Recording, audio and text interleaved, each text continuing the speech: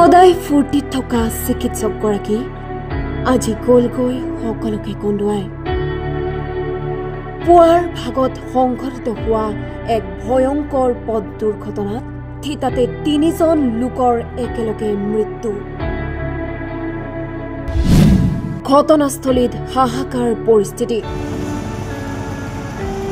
পুৱাই ৰাজ্য জোকাৰি যোৱা ভয়ংকৰ পথ দুৰ্ঘটনা।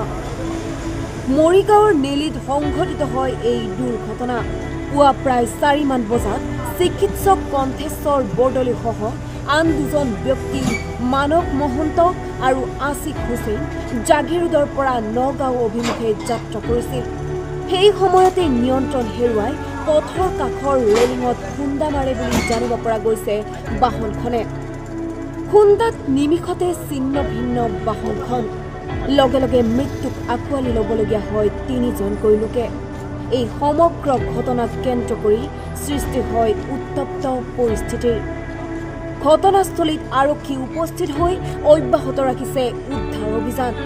অত্যন্ত দুখ লাগিছে। আমাৰ লগত এটা অত্যন্ত ফূৰ্তিবাজ ডাক্তৰ আছিলে। আমাৰ লগত যথেষ্ট ফূৰ্তি ফাৰ্তাকৈ কাম কৰি থকা ডক্তৰ সকলো, আৰু খুব ধুনীয়া এজন খুব ভাল সুদক্ষ ডাক্তৰ বুলি মই ক'ব খোজোঁ। খবৰটো আমি পাইছিলোঁ প্ৰায় 4টামান বজাৰ ওচৰে পাজৰে মই পাইছিলোঁ। মোৰ সতীৰ্থসকলো 2এজনক লৈ পেলাই মই জেগালৈ আহিলোঁ। তেখেতে জেগাতে ঢুকোৱা অৱস্থাত দেখা পাইছোঁ। আমাৰ কাৰণে অত্যন্ত দুখজনক কথা তেখেতৰ যিটো ঘটিলে। তেওঁ পৰিয়ালে খবৰ পাইছে দেউতাক আহিছে, তেনে পৰিয়ালে খবৰ পাইছে। ৰাতি ওলাই আহিছিল নেকি তেওঁলোকে? ৰাতি কি কাৰণে ওলাই আহিছিলে নাজানো। ৰাতি ওলাই আহিছিলে চাগৈ, সেইকাৰণে এক্সিডেণ্টটো হৈছে। কিবা খবৰ কৰিবলৈ কিবা কথা আহিছিল নেকি? আপোনালোকে একেলগে হয়, কেতিয়া লগ পাইছিল?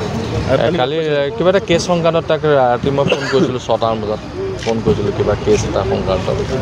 তেনেকুৱা আৰু গাড়ীখন আপোনাৰ ৰাতি প্ৰায় 3-3:30 পিছত আৰু এইফালে গৈ আছিলে, জাগিৰোডৰ পৰা আপোনাৰ নগাঁও দিশে গৈ আছিলে। ৰাস্তাৰ ছাইডত ডিভাইডাৰ আছিলে, ডিভাইডাৰত খুন্দা মাৰি পেলাই আমি অনুমান কৰা মতে গাড়ীখন বাগৰি গৈছে, বাগৰি পেলাই চুচৰি গৈছে। স্কিল মাৰ্ক আছে গোটেইখিনি। 5জন মানুহ আছিলে বুলি কৈছে। 2জন নগাঁৱৰ আপোনাৰ কোনোবা ডিউ কেয়াৰ নেকি হস্পিটেল তাত আছে, আৰু 3জনটো স্পট ডেথ হ'ল। আৰু চিকিৎসকো আছিলে বুলি শুনা পাইছোঁ। সেই শিলচাং এৰিয়াত থকা নাই।